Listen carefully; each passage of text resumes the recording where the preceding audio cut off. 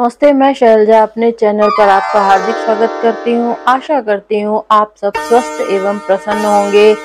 जगत में सुख, शांति एवं प्रेम का प्रसार करने तथा भगवत कृपा जीवन अनुभव करने के लिए रामचरितमानस का पाठ एवं अनुशीलन परम आवश्यक है। श्री गणेशाय नमः। श्री जालूकी वल्लभो विजते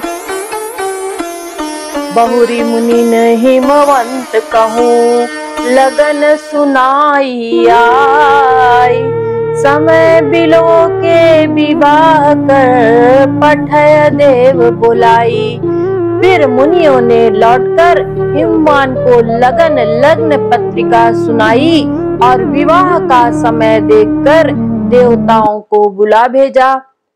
बोली सकल सुर सादर लीने, सबहि जथोचित आसन दीने। वेद वेद विधान संवारी, सुभग सुमंगल गावहीं नारी।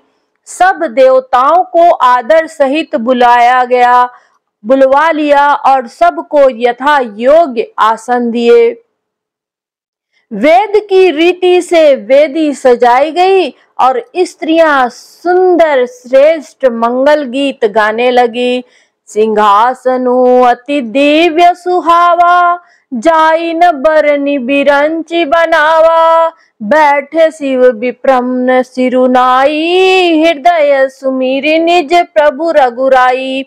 वेदिका पर एक अत्यंत सुंदर दिव्य सिंहासन था, जिसकी सुंदरता का वर्णन नहीं किया जा सकता, क्योंकि वह स्वयं ब्रह्मा जी का बनाया हुआ था। ब्राह्मणों को सिर नवाकर और हृदय में अपने स्वामी श्री रघुनाथ जी का स्मरण करके शिव जी उस सिंहासन पर बैठ गए।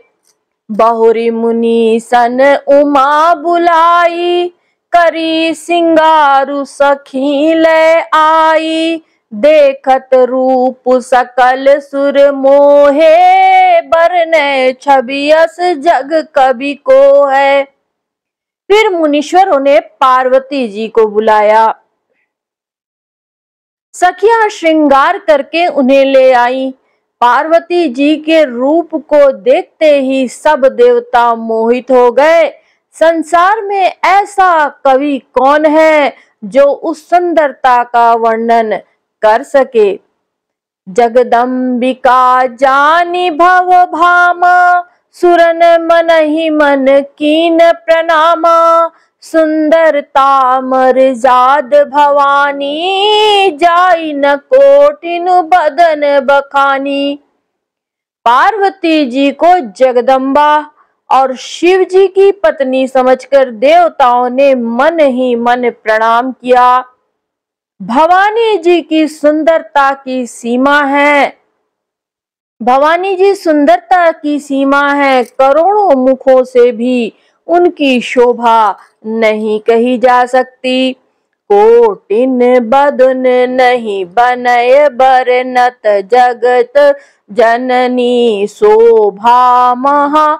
सकुचाहि कहत श्रुति शेष, शारद मंदमति तुलसी का। छवि खानी मातु भवानी, गवनी मध्य मंडप शिव जहाँ। अवलोकि सकहि न सकुच पति पद, कमल मनु मधु करु तहाँ। जगत जननी पार्वती जी की महान शोभा का वर्णन करोड़ों मुखों से भी नहीं करते बनता। वेद शेष जी और सरस्वती जी तक उसे कहते हुए सकुचा जाते हैं, तब मंद बुद्धि तुलसी किस गिनती में है। सुंदरता और शोभा की खान माता भवानी मंडप के बीच में जहां शिव जी थे वहां गईं। वे संकोच के मारे पति शिव जी के चरण कमलों को देख नहीं सकती, परंतु उनका मन रूपी भौरा तो वही रसपान कर रहा था। मुनि अनुशासन गणपति ही, पूज्यो शंभु भवानी। को सुनि संशय कर जनी, गुर अनादि जिय जानी। मुनियों की आज्ञा से शिव जी और पार्वती जी ने गणेश जी का पूजन किया। मन में देवताओं को अनादि समझकर कोई इस बात की सुनकर शंका न करे कि गणेश जी तो शिव पार्वती की संतान है, अभी विवाह से पूर्व ही कहां से आ गए। जसी विवाह के विधि श्रुति गाई, महामुनि ने सो सब करवाई। गही गिरिश कुश कन्या पानी, भवहि समर्पी जानी भवानी। वेदों में विवाह की जैसे रीति कही गई है, महामुनियों ने वह सभी रीति करवाई। पर्वतराज हिमाचल ने हाथ में कुश लेकर तथा कन्या का हाथ पकड़कर उन्हें भवानी शिव पत्नी जानकर शिव जी को समर्पण किया। पानी ग्रहण जब कीन महेशा, हर्षे तब सकल सुरेशा। वेद मंत्र मुनिवर उच्चरहि, जय जय जय शंकर सुर करहि।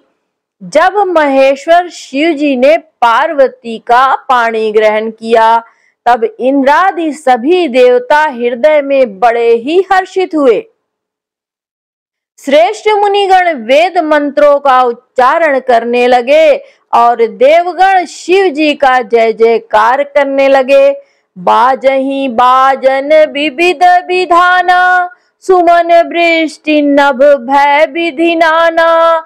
हर गिरिजा कर भयउ विबाहु, सकल भुवन भरी रहा उछाहु। अनेकों प्रकार के बाजे बजने लगे, आकाश से नाना प्रकार के फूलों की वर्षा हुई। शिव पार्वती का विवाह हो गया, सारे ब्रह्मांड में आनंद भर गया। दासी दास तुरग रथ नागा, धेनु बसन मणि वस्तु विभागा। अन्न कनक भाजन भरी जाना, दाइज दीन न जाई बकाना। दासी दास रथ घोड़े हाथी गाय वस्त्र और मणि आदि अनेक प्रकार की चीजें अन्न तथा सोने के बर्तन गाड़ियों में लदवाकर दहेज में दिए, जिसका वर्णन नहीं हो सकता।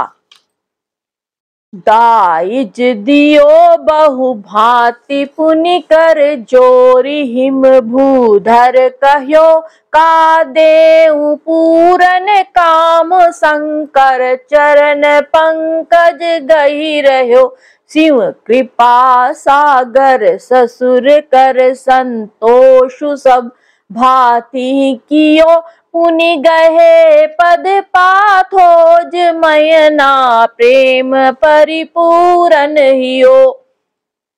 बहुत प्रकार का दहेज देकर फिर हाथ जोड़कर हिमाचल ने कहा, हे शंकर, आप पूर्ण काम है, मैं आपको क्या दे सकता हूँ। इतना कहकर वे शिव जी के चरण कमल पकड़कर रह गए। तब कृपा के सागर शिव जी ने अपने ससुर का सभी प्रकार से समाधान किया।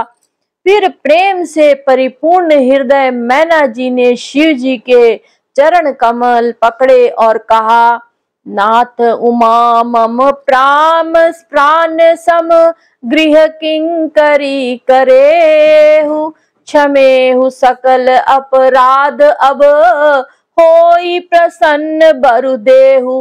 हे नाथ, यह उमा मुझे मेरे प्राणों के समान प्यारी है। आप इसे अपने घर की टहलनी बनाइएगा और इसके सब अपराधों को क्षमा करते रहिएगा। अब प्रसन्न होकर मुझे यही वर दीजिए। बहुविधि शंभु सासु समुझाई, गवनी भवन चरण सिरुनाई। जननी उमा बोली तब लीनी, लय उछंग सुंदर सीख दीनी। शिव जी ने बहुत तरह से अपनी सास को समझाया। तब वे शिव जी के चरणों में सिर नवाकर घर गईं। फिर माता ने पार्वती को बुला लिया और गोद में बैठाकर यह सुंदर सीख दी।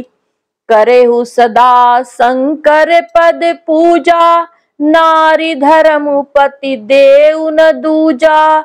बचन कहत भरे लोचन बारी, बहुरी लाई उर लीन कुमारी। हे पार्वती, तू सदा शिव जी के चरणों की पूजा करना। नारियों का यही धर्म है। अपने लिए पति ही देवता है और कोई देवता नहीं है। इस प्रकार बातें कहते कहते उनकी आंखों में आंसू भर आए और उन्होंने कन्या को छाती से चिपटा लिया।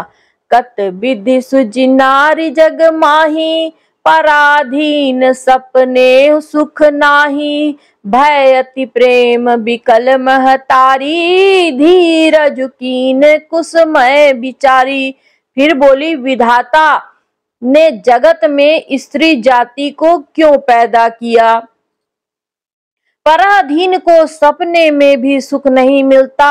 यो कहती हुई माता प्रेम में अत्यंत विकल हो गई, परंतु कुसमय जानकर, दुख करने का अवसर ना जानकर उन्होंने धीरज धरा।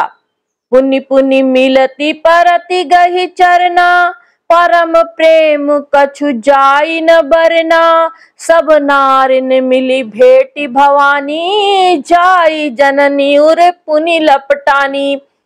मैना बार बार मिलती है और पार्वती के चरणों को पकड़कर गिर पड़ती है। बड़ा ही प्रेम है, कुछ वर्णन नहीं किया जाता। भवानी सब स्त्रियों से मिल भेंट कर फिर अपनी माता के हृदय से जा लिपटी। जननी ही बहुरी मिली चली, उचित आशीष सब काहू दई। फिर बिलोकति मातु तन, तब सकिल शिव पहि गई। जाचक सकल संतोषी, शंकर उमा सहित भवन चले। सब अमर हर्षे सुमन बरसी, निशान नभ बाजे भले। पार्वती जी माता से फिर मिलकर चली, तब किसी ने उन्हें योग्य आशीर्वाद दिए। सब किसी ने उन्हें योग्य आशीर्वाद दिए। पार्वती जी फिर कर माता की ओर देखती जाती थी। तब सखियां उन्हें शिव जी के पास ले गईं। महादेव जी सब याचकों को संतुष्ट कर पार्वती के साथ घर कैलाश को चले। सब देवता प्रसन्न होकर फूलों की वर्षा करने लगे और आकाश में सुंदर नगाड़े बजने लगे। चले संग हिमवंत तब, पहुँचा वन अति हेतु। विबुध भांति परितोष करी, विदा कीन वृष केतु। तब हिमवान अत्यंत प्रेम से शिव जी को पहुंचाने के लिए साथ चले। वृषकेतु शिव जी ने बहुत तरह से उन्हें संतोष कराकर विदा किया। तुरत भवन आए गिरिराई, सकल शैल सर लिए बुलाई। आदर दान विनय बहुमाना, सब कर विदा कीन हिमवाना। पर्वत राज हिमाचल तुरंत घर आए और उन्होंने सब पर्वतों और सरोवरों को बुलाया। हिमवान ने आदर दान विनय और बहुत सम्मान पूर्वक सबकी विदाई की। जब ही शंभु कैलाश ही आए, सुर सब निज निज लोक सिधाए। जगत मातु पितु शंभु भवानी, ते ही सिंगारु न कहूं बखानी। तब शिव जी कैलाश पर्वत पर पहुंचे। तब सब देवता अपने अपने लोकों को चले गए। तुलसीदास जी कहते हैं कि पार्वती जी और शिव जी जगत के माता पिता हैं, इसलिए मैं उनके श्रृंगार का वर्णन नहीं करता। करहि विविध विधि भोग विलासा, गणन समेत बसहि कैलासा। हर गिरजा बिहार नित नयऊ, एहि विधि विपुल काल चली गयऊ। शिव पार्वती विविध प्रकार के भोग विलास करते हुए अपने गणों सहित कैलाश पर रहने लगे। वे नित्य नए विहार करते। इस प्रकार बहुत समय बीत गया। तब जन्मेऊ षट बदन कुमारा, तारकु असुर समर जहि मारा। आगम निगम प्रसिद्ध पुराना, षण्मुख जन्मु सकल जग जाना।